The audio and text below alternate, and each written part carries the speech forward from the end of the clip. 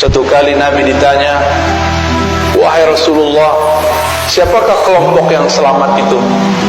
Nabi mengalamkan sebelumnya, "Sataftariqu ummati ala 73 firqah." Umatku akan terpecah menjadi 73 golongan. Semuanya masuk neraka, kulluha finnar illa firqah wahidah, kecuali satu kelompok. Man hiya ya Rasulullah? Nabi ditanya, siapakah mereka wahai Rasulullah?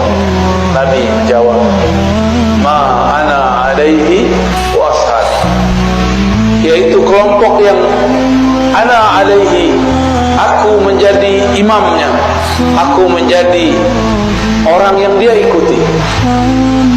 Wa ashab, jika dia tidak bertemu aku, dia mengikuti sahabat-sahabatku. Inilah yang disebut bersanad, berguru. Lalu apakah yang Nabi ajarkan kepada para sahabat?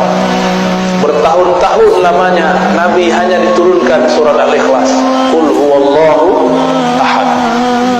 Sebelum ada perdebatan sifat 20, sebelum ada perdebatan tauhid, uluhiyah, rububiyah, asma wa sifat, belum ada semua itu. Nabi diberikan yang sempurna dan sederhana.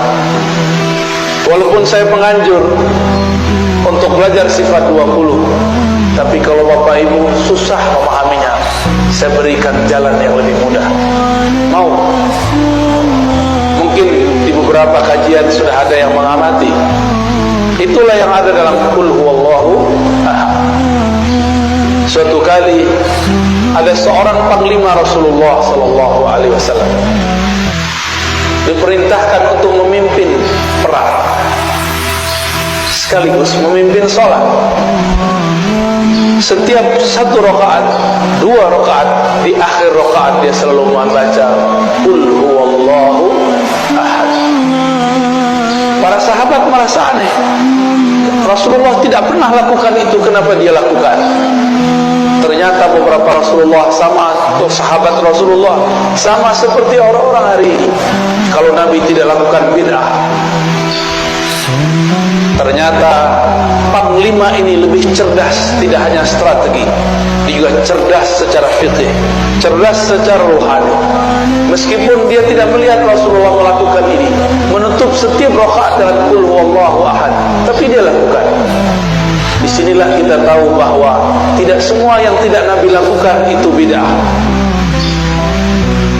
Pulang dari perang, hadis Sahih Bukhari, Kitabut Tauhid, bab tauhid dalam Sahih Bukhari. Sahabat pemimpin panglima perang ini dilaporkan kepada Rasulullah oleh pasukannya, berharap ini pasukan si panglima disidang. Biasa ada karakter sampai saat ini ada yang begitu, suka melapor-laporkan orang, suka mengadu-adu orang. Tapi sahabat yang ini bukan ingin mengadu, ingin mengkonfirmasi benarkah yang dilakukan oleh pemimpinnya. Sampai kepada Nabi, Nabi kemudian bertanya kembali, tanyakan kepada panglimamu, kenapa ia membaca Qul huwallahu ahad di setiap rakaat? Jangan tanya kepadaku. Walaupun Nabi secara rohani diberitahu oleh Allah, tapi Nabi tidak berhukum dengan hukum yang sir. Nabi tidak berhukum dengan hukum gaib. Nabi tidak berhukum dengan hukum firasat. Nabi tidak berhukum dengan hukum kasaf. Nabi berhukum dengan hukum zahir. Tanya sahabat panglimamu, kenapa ia menutup setiap rakaat dengan Qul hu? Karena orang ini mau cari tahu, maka Nabi SAW langsung berikan dia tugas. Datanglah dia kepada panglima, wahai tuan panglima, kenapa engkau selesai satu surat di setiap rakaat menutupnya dengan Qul huwallahu ahad, padahal Rasulullah tidak pernah mengajarkan? Kira-kira begitu kalau diterjemahkan bebas. Apa jawaban orang ini? Ana uhibbuha, aku menyukainya, mencintai ayat ini, surat ini. lianna fiha sifatullah, karena di dalam ada sifat-sifat dan nama-nama Allah. Heranlah si penanya ini, dan dia bawa jawaban itu kepada Rasulullah sallallahu alaihi. Sederhana jawabnya, bukan karena Rasulullah pernah lakukan, tapi karena di dalamnya ada nama-nama Allah, sifat-sifat Allah. Disampaikan kepada Nabi jawabannya. Apa kata Nabi? Akhbirhu, kabarkan kepada panglimamu, innallaha yuhibbu, Allah cinta kepadanya, karena dia cinta kepada sifat-sifatnya. Merinding sahabat ini. Disampaikan kepada Tuan Panglima, Panglima pun terharu. Maka meresapi membaca Qul huwallahu ahad itu cukup. Seandainya Bapak Ibu tidak paham sifat 20, tidak masalah, karena inti sifat 20 adalah menjelaskan surat Al-Ikhlas. Paham Al-Ikhlas, paham sifat 20. Paham sifat 20, paham Al-Ikhlas. Inilah akan jadi oleh-oleh pada pagi ini untuk saudara-saudara yang hadir. Cara meyakini, mempercayai Allah secara mudah, semudah kita membacanya dan menghafalnya.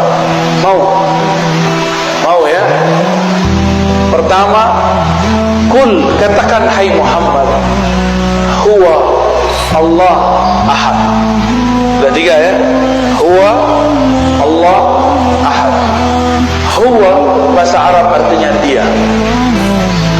Biasanya kata dia disebut sebagai kata ganti ketiga, digunakan pada kalimat kedua. Tapi sekarang, atau pada kata-kata kedua, yaitu kata ganti setelah ada nama yang jelasnya. Ahmad membaca buku, titik, dia mau ujian, dia ditulis setelah Ahmad.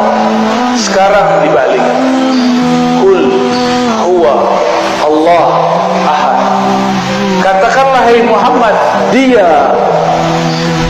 dulu, Allah ahad. Apakah Allah salah? Mungkinkah Allah salah? Siapa yang mengatakan Allah salah, dia kafir. Apakah Nabi Muhammad lupa? Yang mengatakan Nabi Muhammad lupa, dia fasik, zindiq, bahkan bisa kafir. Jangan-jangan kita yang tidak mengerti ilmunya. Mengatakan huwa di depan nama yang zahir, berarti huwa pada Allah bukanlah nama ganti, bukanlah kata pengganti. Huwa pada Allah adalah nama. Huwa pada Allah adalah nama. Lebih dulu huwa daripada Allah, sehingga disebutlah huwa ini adalah nama. Nama untuk menghilangkan selain namanya. Oleh karena itu ahli-ahli zikir tidak mempermasalahkan kalau berzikir Allah. Allah itu lafaznya dari alif lam lam ha, akhirnya adalah hu. Hu berarti dia juga. Lalu waw itu untuk apa? Waw ini disebut waw tambahan zaidah. Asalnya waw itu tidak ada, lalu diadakan dalam bahasa Arab, maka menjadi huwa. Sebenarnya boleh dibaca hu Allah. Berat ya? Bisa ngikutin ya? Hu. Apa yang terjadi di situ? Ada nafas yang dibuang, benar gak? Hu Allah. Imam Abdul Qahir Al-Baghdadi dalam kitab Usuluddin, Imam Ghazali, Imam Al-Baihaqi, mereka sepakat bahwa huwa adalah ismun min asma'i, nama daripada nama-namanya. Namun orang-orang yang tidak mengerti mengatakan, apa itu zikir hu.